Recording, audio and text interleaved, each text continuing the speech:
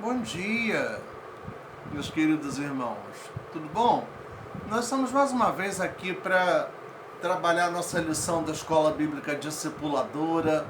E hoje, o último domingo de março, nós trabalharemos a última lição da revista do primeiro trimestre de 2021. Recomeçar um grande desafio. Lição 13. Essa lição 13 conclui os estudos e essa semana, assim que estiver disponível, estarei postando o download, o arquivo da revista do próximo trimestre. Eu ainda não encontrei esse arquivo disponível. Se não estiver, estaremos tendo aula com outro tema, mas não deixaremos de ter a nossa aula da Escola Bíblica Discipuladora no próximo domingo, tendo ou não o material referente à nova revista. Nós estaremos hoje na lição 13 estudando o tema Não fuja das decisões difíceis, concluindo o nosso estudo sobre os livros de Esdras e Neemias, o retorno do cativeiro na Babilônia. E aqui nós vamos mostrar algumas ações do povo de Judá que não foram muito legais, muito boas, e que tiveram a correção por parte de Neemias, vindo, claro, da parte de Deus. Nós estaremos orando agora pela nossa aula, pedindo a Deus para nos dar direção àquilo que vamos fazer aqui. Oremos então, irmãos. Senhor nosso Deus, nosso Pai, nós nos colocamos nas Tuas mãos. Te pedimos, Senhor, que Tu nos dê a Tua unção, a Tua direção nesse momento, meu Deus. Para que, ó Pai, aquilo que eu vá falar aqui seja, Pai, vindo da parte do Teu Espírito Santo, Deus. Que, ó Deus, Tu possas me usar para conduzir esse estudo, para que, ó Deus, eu possa trazer aqui aquelas palavras que Tu tens para dizer para todos nós que estaremos assistindo esse vídeo, Senhor Deus. Primeiramente para mim, Senhor Deus, também, e para todos quantos estiver assistindo, vendo e ouvindo essa aula. Senhor Deus, toma-nos nas Tuas mãos, dá-nos sabedoria, dá-nos do Teu entendimento, Senhor, em nome de Jesus. Amém. Bem, lá no livro de Neemias, capítulo 13, nós temos a ideia, o texto base dessa aula, dessa lição. Na introdução dessa aula, eu posso colocar o seguinte, que nós estudamos nesse trimestre a saga do povo de Deus na volta para Jerusalém, ou seja, na volta para a sua terra, para o seu espaço, na volta para a terra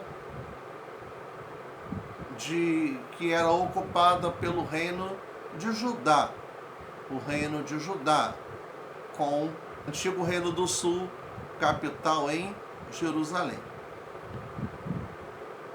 Esse povo, nós sabemos que esteve ali cativo da Babilônia, do Império da Babilônia, durante 70 anos.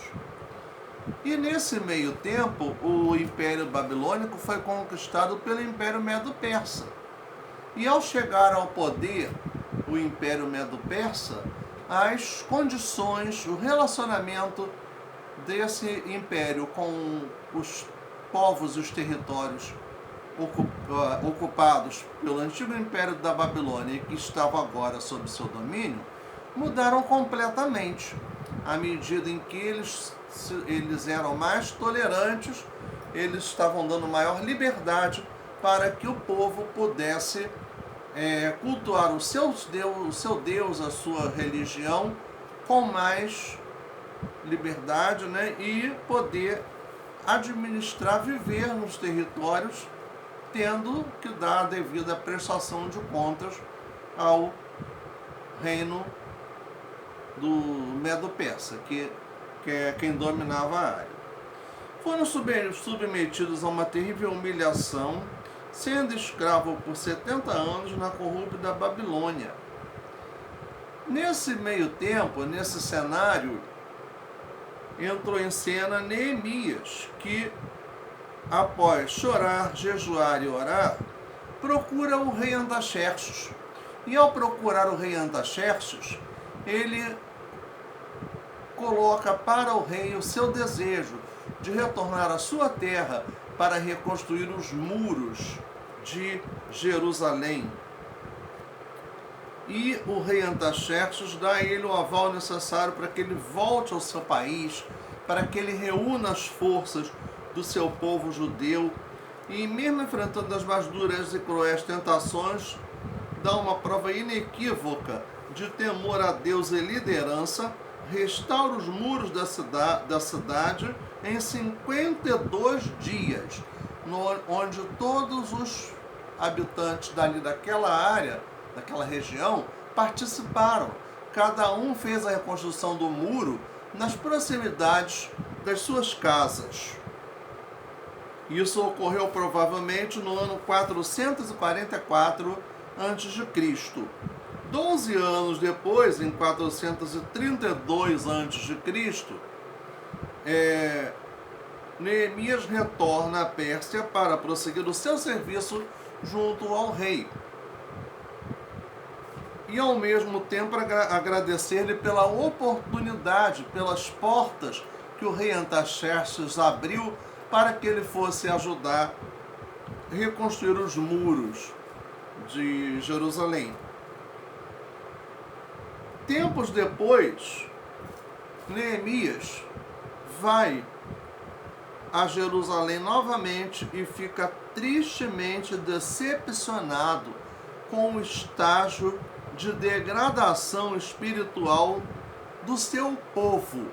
Ou seja, o seu povo esteve ali, nesse meio tempo, depois do seu retorno à Pérsia, desviando-se de Deus, fazendo todas as coisas que não eram agradáveis, que não eram da vontade de Deus.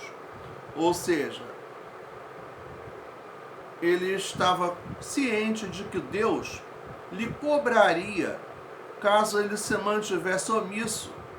Então ele não fugiu das suas responsabilidades, tomando importantíssimas decisões, todas elas dignas de um homem que vivia sob os auspícios do trono do verdadeiro rei, ou seja, vivia sob a vontade de Deus, o Deus de Israel, e ele tomou decisões contundentes, decisivas, muito importantes para que aquele povo se redimisse, para que aquele povo se arrependesse e voltasse a servir a Deus, a ter fidelidade a Deus. Confrontou os infratores, confrontou o sumo sacerdote Eliasibe por dar guarida no santuário a um inimigo do povo de Deus e, após esses confrontos, parte para restaurar a adoração ao Senhor. São as três partes desse capítulo. Porém, faremos a leitura em Neemias, capítulo 13. É um trecho longo, já que faremos a leitura de todos os versículos desse capítulo. Isso não é uma adaptação minha, é justamente o que o autor da lição sugeriu. Essa lição está baseada toda em Neemias capítulo 13. E essas partes que eu comentei aqui, esses capítulos da lição, estão baseados em alguns grupos de versículos desse capítulo 13 do livro de Neemias. Leiamos. O título que está na Bíblia: Neemias remove diversos abusos. A partir do versículo 1. Naquele dia, leu-se no livro de Moisés aos ouvidos do povo, e achou-se escrito nele que os amonitas e os moabitas não entrassem jamais na congregação de Deus, porquanto não tinham saído ao encontro dos filhos de Israel com pão e água, antes assalariaram contra eles a Balaão para os amaldiçoar, ainda que o nosso Deus converteu a maldição em bênção. Sucedeu, pois, que, ouvindo eles esta lei, apartaram de Israel toda mistura. Ora, antes disto, Eliasibe, sacerdote que presidia sobre a câmara da casa do nosso Deus, se tinha aparentado com Tobias.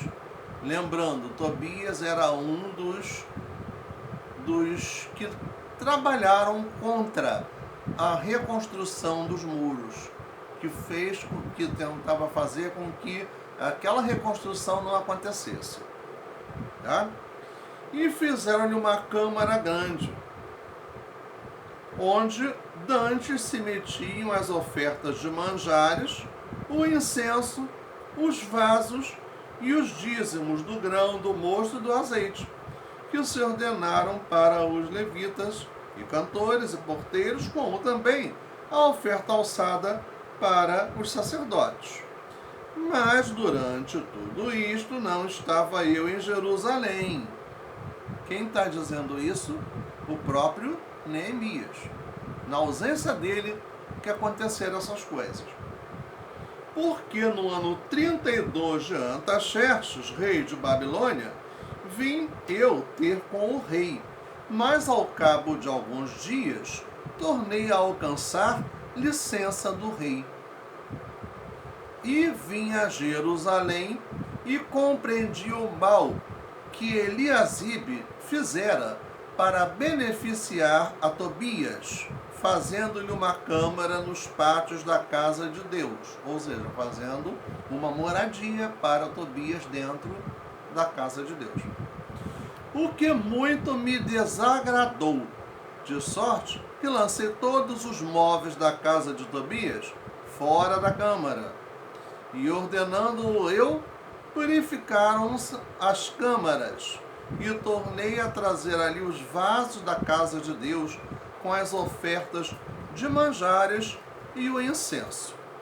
Também entendi que o quinhão dos levitas se lhes não dava, de maneira que os levitas e os cantores que faziam a obra tinham fugido cada um para a sua terra, ou seja, os sacerdotes, aqueles que serviam ao Senhor, não estavam tendo o seu sustento garantido.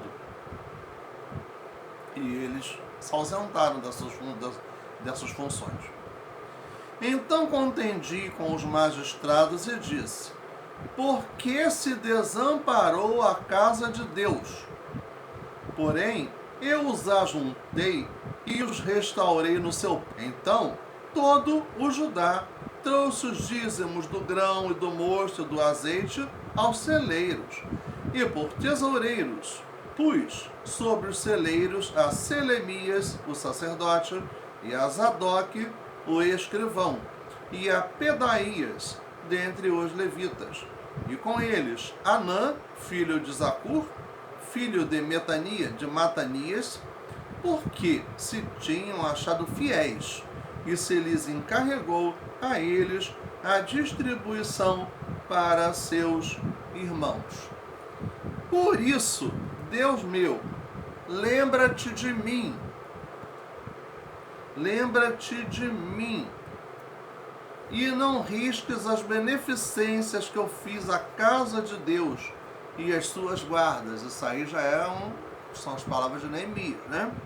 Naqueles dias, vi em Judá os que pisavam lagares no sábado, ou seja, produziam uvas no sábado, e traziam feixes que carregavam sobre os jumentos, como também vinho, uvas e figos, e toda a casta de cargas que traziam a Jerusalém no dia de sábado.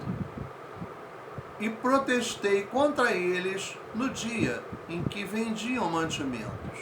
Também tírios habitavam dentro e traziam peixe e toda a mercadoria que no sábado vendiam aos filhos de Judá e em Jerusalém. E contendi com os nobres de Judá, e lhes disse: que mal é este que fazeis, profanando o dia de sábado? Porventura não fizeram vossos pais assim? E o nosso Deus não trouxe todo este mal sobre nós e sobre esta cidade? E vós ainda mais acrescentais o ardor da ira, de sua ira, sobre Israel, profanando o sábado. Sucedeu, pois, que dando as portas de Jerusalém já sombra antes do sábado, ordenando-o eu, as portas se fecharam, e mandei que as não abrissem até passado o sábado, e pus as portas a alguns de meus moços, para que nenhuma carga entrasse no dia de sábado. Então, os negociantes e os vendedores de toda a mercadoria passaram a noite fora de Jerusalém, uma ou duas vezes. Protestei contra eles e lhes disse: por que passais a noite defronte do muro? Se outra vez o fizerdes, hei de lançar mão de vós. Daquele tempo em diante, não vieram no sábado. Também disse aos levitas que se purificassem e viessem guardar as portas para santificar o sábado. Nisto também, Deus meu, lembra-te de mim e perdoa-me segundo a abundância da tua benignidade. Vi também, naqueles dias, judeus que tinham casado com mulheres asdoditas, amonitas e moabitas. E seus filhos falavam meio asdodita e não podiam falar judaico, senão segundo a língua de cada povo. E contendi com eles e os amaldiçoei, e espanquei alguns deles, e lhes arranquei os cabelos, e os fiz jurar por Deus, dizendo: não dareis mais vossas filhas a seus filhos, e não tomareis mais suas filhas, nem para os vossos filhos, nem para vós mesmos. Porventura não pecou nisso Salomão, rei de Israel, não havendo entre muitas gentes rei semelhante a ele, e sendo amado de seu Deus, e pondo-o Deus sobre todo o Israel? E contudo, as mulheres estranhas o fizeram pecar.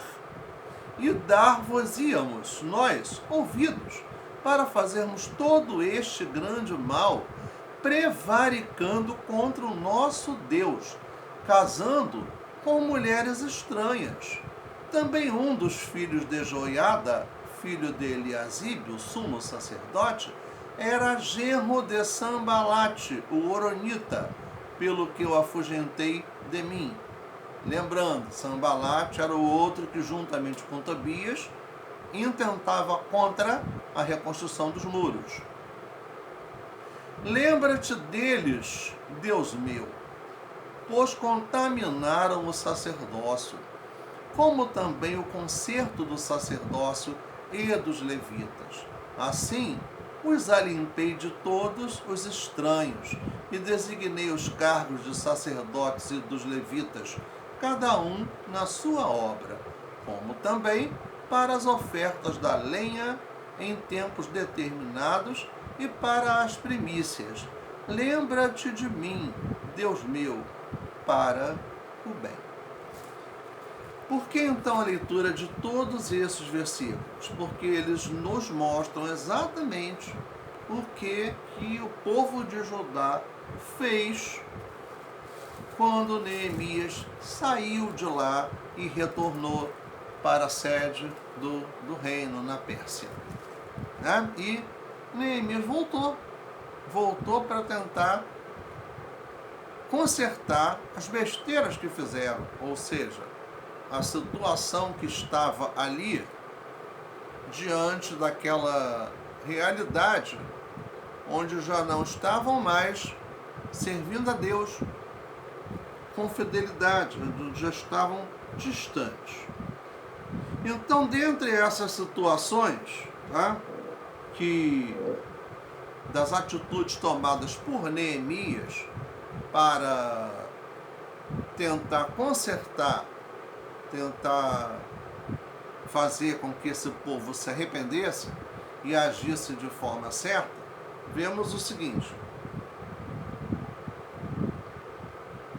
A primeira das atitudes de Neemias: confrontou os infratores com a palavra de Deus. Versículos 1 a 4. Ou seja, ele fez o povo se lembrar do que estava lá na lei de Moisés, da ordem de não se misturar com povos estrangeiros, de não deixar de guardar o dia do Senhor, de não deixar de servir ao Senhor, de não deixar de estar contribuindo com suas vidas, com seus bens, com as suas talentos, com as suas ofertas, com seus dízimos.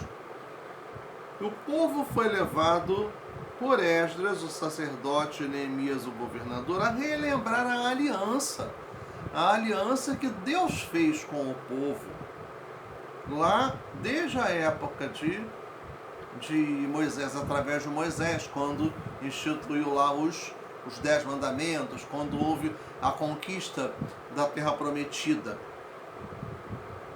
Lembrando que Deus ordenou que jamais se misturassem com povos contrários, refratários à vontade de Deus, ou seja, povos contrários à vontade de Deus. O ato milagroso de Deus de transformar a maldição em bênção, que se deu no conhecido episódio envolvendo o falso profeta Balaão, que nós lemos aqui nesses primeiros versículos de Neemias 13, em que amaldiçoaram o povo hebreu, tá? E Deus quebrou, desfez essa maldição.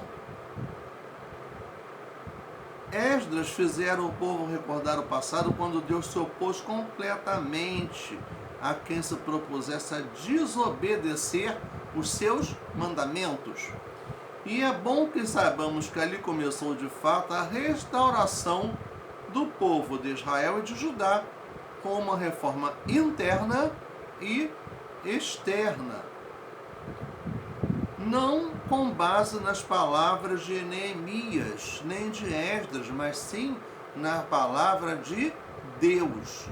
Neemias, ali, ele estava sendo um instrumento, alguém que Deus escolheu para usar naquela situação, para alertar, para corrigir esse povo. Há intérpretes que afirmam ser esse o contexto do portentoso Salmo 119, o maior capítulo da Bíblia, composto por um acróstico poético e honra às Escrituras. Tá? Foi assim com Josias. Então, o que Neemias estava fazendo ali foi assim também com Josias, em 2 Reis 22 e 23, com Jeremias, em Jeremias 11, Jeremias 22, Jeremias 23, com Isaías 8, 20 e 48, com Amós 8, 11 e 12, com Zacarias 1, 6 e 7, 12, e posteriormente com João Calvino e Martinho Lutero, os dois principais líderes da reforma religiosa que aconteceu no século XVI, com o seu lema Sola Scriptura, só a Escritura, ou seja, basear-se somente na Bíblia, nas Escrituras sagradas.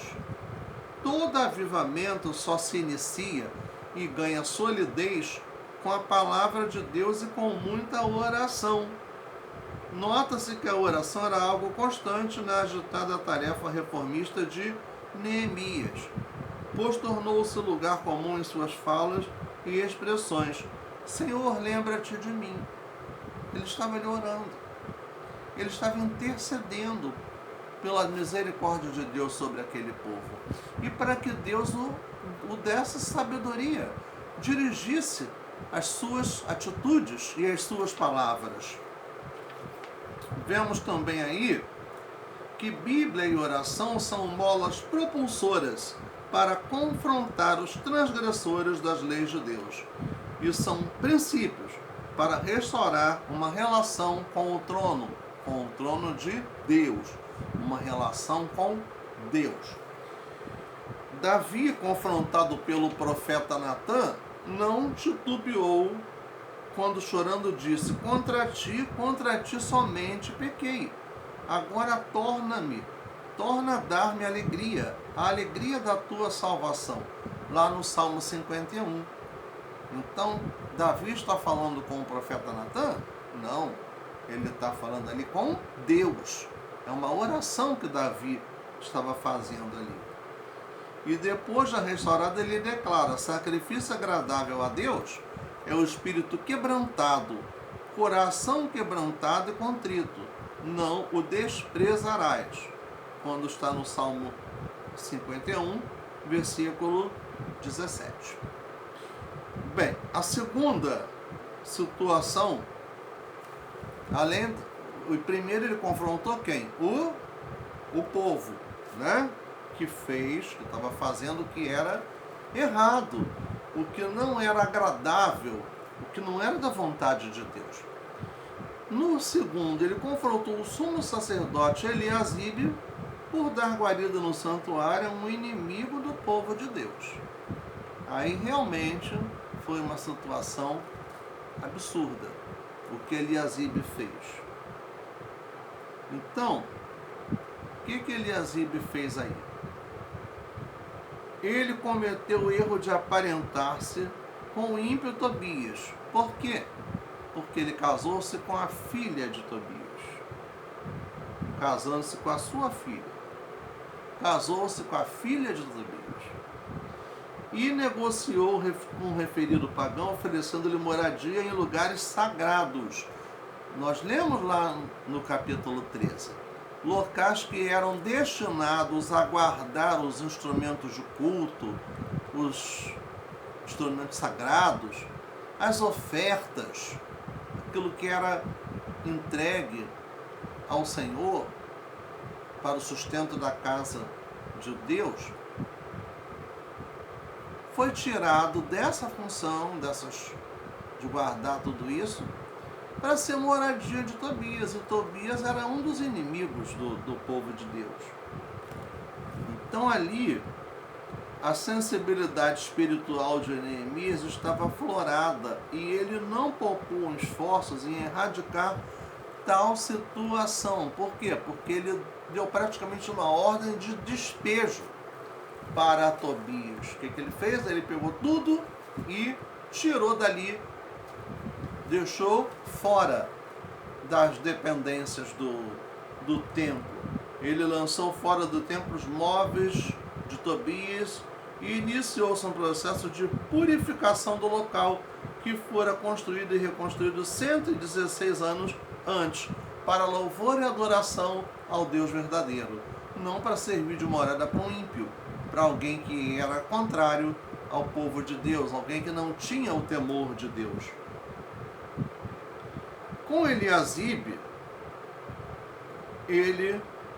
o relapso sumo sacerdote, aprendemos que é possível líderes ouvirem apenas os seus corações e cometerem enganos absurdos que provoquem a indignação de Deus. Aqui, um alerta. Ficamos atentos e cobramos os nossos líderes com as mais ferventes e calorosas orações. Então, orações, por quê? Para não acontecer deslizes como esse que Tobias fez. Oremos pelos nossos líderes, não se fique só falando mal, reclamando, mas ore pelos seus líderes. Com Neemias aprendemos que por mais éticos, compassivos que sejamos, mais tolerantes, quando se trata de abominação ao Senhor, devemos romper com tudo em defesa do reino de Deus, a quem amamos e servimos. Porque ali, o que ele fez? Ele teve que chamar a atenção, que repreender, principalmente quem? Eliasibe, que foi quem permitiu que Tobias fosse morar na casa de Deus. Ele foi além daquilo que das atribuições que lhe eram lícitas, do que ele podia fazer. Ou seja, aí foi uma situação de abuso de poder. Na terceira atitude de Neemias, nós vemos que após os confrontos, ele parte para restaurar a adoração ao Senhor. Então, lembrando que isso ele já estava fazendo de novo. Quando foi para reconstruir os muros, ele já foi com essa missão também. Só que o povo se afastou. E aqui se afastou muito. Então vejamos, o povo passou a prestar uma adoração desleixada e um total descompromisso para com a obra de Deus. Tornou-se um povo secularizado, ou seja, com o pé muito mais no mundo do que na vontade de Deus. Esse fato aborreceu profundamente Neemias, pois adorar a Deus é missão principal do povo escolhido. É a missão principal, é a missão principal do povo escolhido. E durante aqueles 12 anos após reconstruir os muros de Jerusalém, o que mais foi ensinado ao povo foi justamente priorizar Deus em todos os sentidos, e que ele exige exclusividade de seu povo, sem em nenhum momento abrir mão de sua glória. Isaías 42:8 nos fala isso. Neemias começou por levar o povo a perceber a natureza da sua apostasia. Então, o que é apostasia? É o desviar da vontade de Deus, é fazer aquelas coisas que não agradam a Deus, é estar agindo contra a vontade de Deus. Então vejamos, como se deu essa apostasia? Aqui nós temos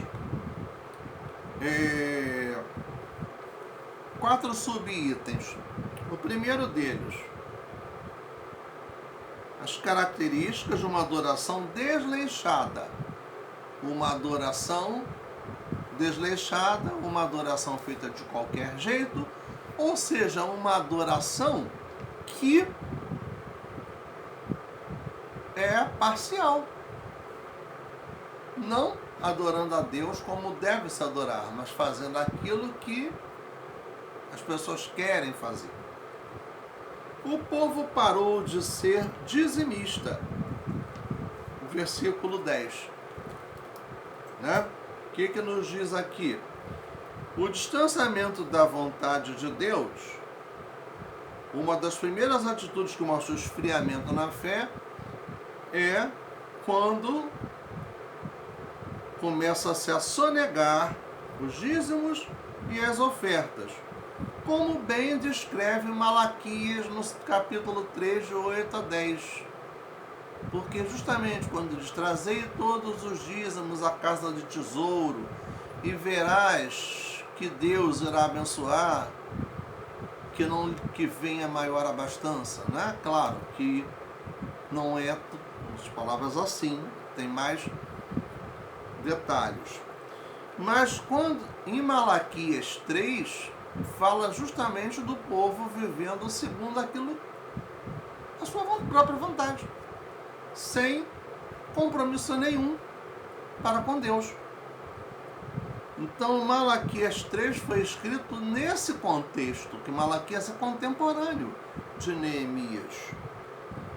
Segundo os estudiosos, foi levantado por Deus justamente nesse contexto do avivamento de Judá, sob a liderança de Neemias, por volta do ano 428 a.C. No item 2, o dia do Senhor começou a ser profanado. Quando nós lemos lá no capítulo 13 de que estavam fazendo várias coisas no sábado, estavam indo totalmente contra as leis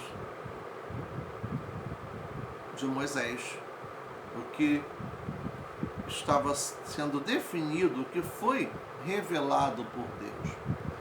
Porque o sábado era o que? O dia de adoração, o dia de servir a Deus, então eles deveriam guardar o sábado para isso. E estavam fazendo aquilo que eles bem queriam, bem entendiam, trabalhando, deixando de adorar a Deus, deixando de servir, deixando de ofertar, de dedicar seus dons, seus talentos. Estavam vivendo assim, segundo aquilo que eles queriam, fazendo o que eles queriam fazer, né? Então, o desrespeito ao dia do Senhor, que, como bem sabemos, para nós é o domingo. Por quê? Porque para nós cristãos é o domingo, porque é o dia da ressurreição de Jesus. Então, o nosso Shabá cristão, Shabá, sábado, em hebraico significa descanso. Não é o dia de sábado, mas o dia de domingo. Por quê?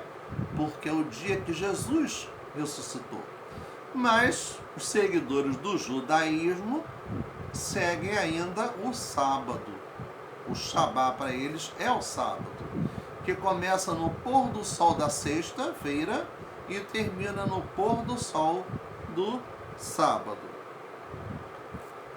O texto bíblico diz que o dia do Senhor para eles tornou-se um dia comum, em que cada um fazia o que bem lhes interessava, e os mandamentos de Deus passaram a não ter o menor valor para aquele povo ingrato. Então, Êxodo 20 fala sobre esses mandamentos, e Isaías 58, 13 e 14 também. No item 3, o envolvimento dos filhos da luz com as filhas das trevas, versículos 23 e 24.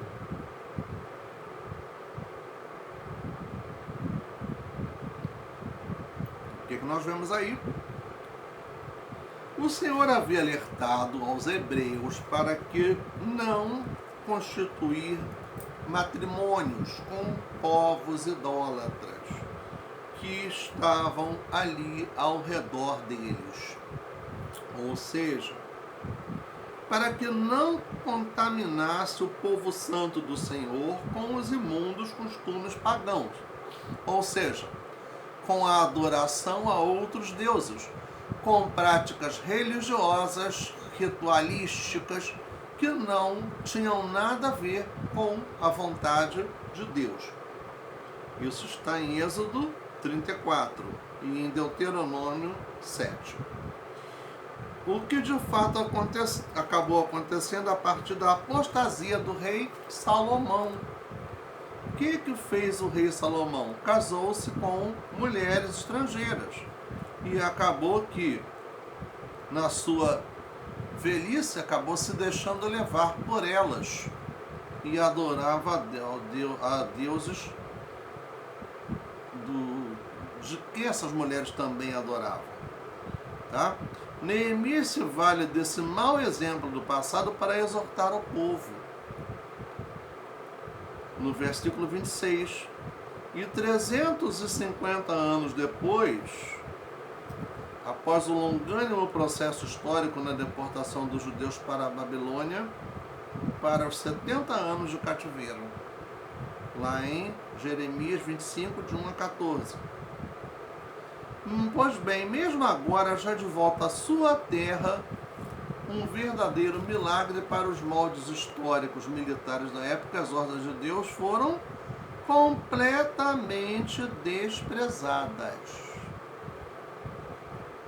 Aconteceram casamentos mistos e famílias judias miscigenadas, em que nem sequer a língua judaica os filhos desses casamentos falavam. Eles estavam distantes da cultura judaica, da lei de Moisés e da vontade de Deus. Então, o resultado é um completo esfriamento da obra do Senhor, com os pais e filhos adorando deuses diferentes. Os próprios judeus mesmo, que se casaram com mulheres amonitas e moabitas, estavam ali acompanhando-as, adorando os deuses delas, deuses pagãos, deuses de mentira, e deixando de adorar a Deus. Uma coisa que Deus não aceita. Deus não divide a glória dele com ninguém. Isso é um fato. E eles, sabendo disso, deixaram de praticar. No item 4, Neemias e sua ira santa. Ira santa. Neemias teve uma atitude violenta naquela situação. O que ele fez? Deus, ele agiu com rigor, não por ele em si, mas por ver ultrajada a santidade de Deus no meio do seu povo.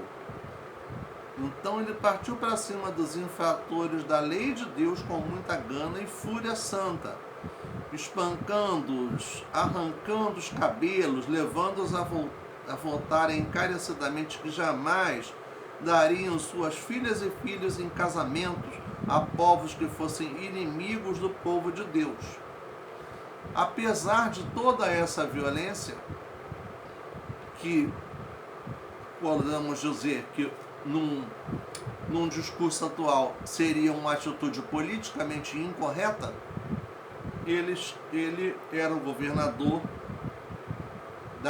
de Judá, e ele estava comissionado pelo imperador persa Artaxerxes o poder de punir aqueles cidadãos judeus do império.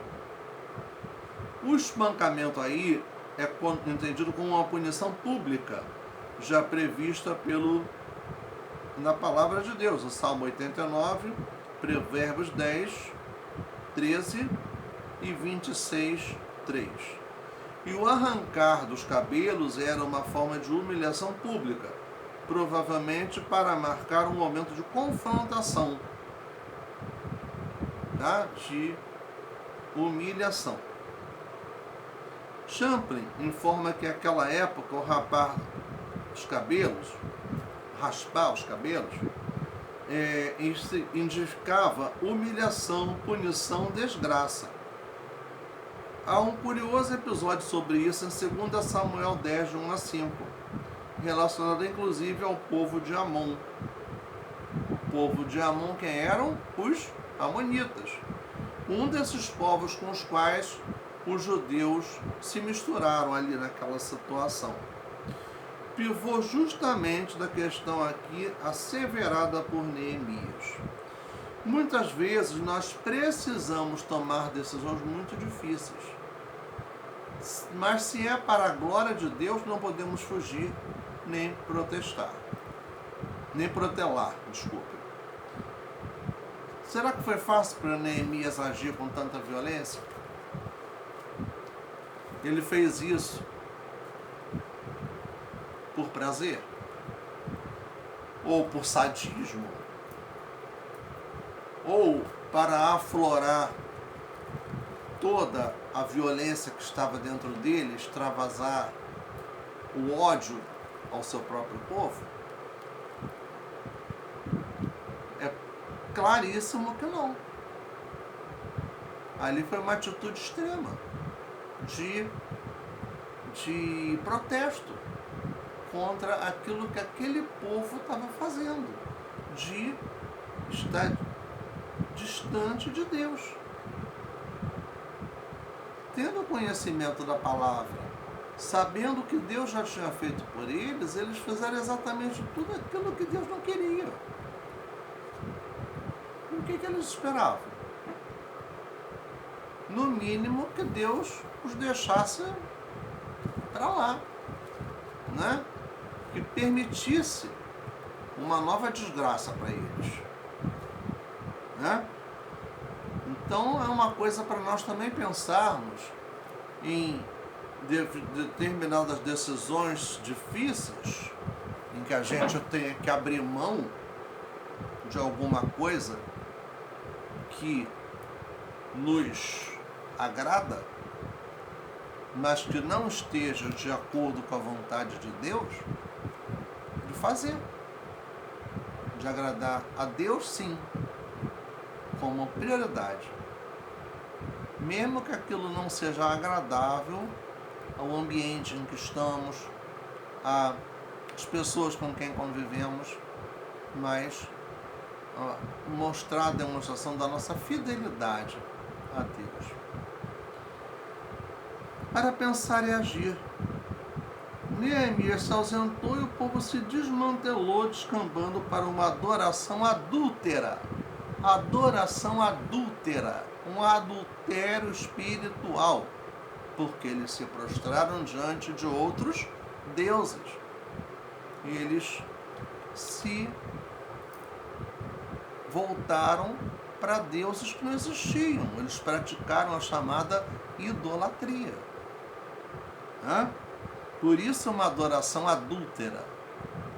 Eles traíram a Deus. Oremos para que Deus nos dê líderes como Neemias para a continuação da obra do Senhor. No item 2. Quando o povo parou de adorar a Deus, o primeiro pecado que aconteceu foi a retenção dos dízimos e das ofertas. Foi um descompromisso em dedicar a Deus também os seus dízimos, as suas ofertas.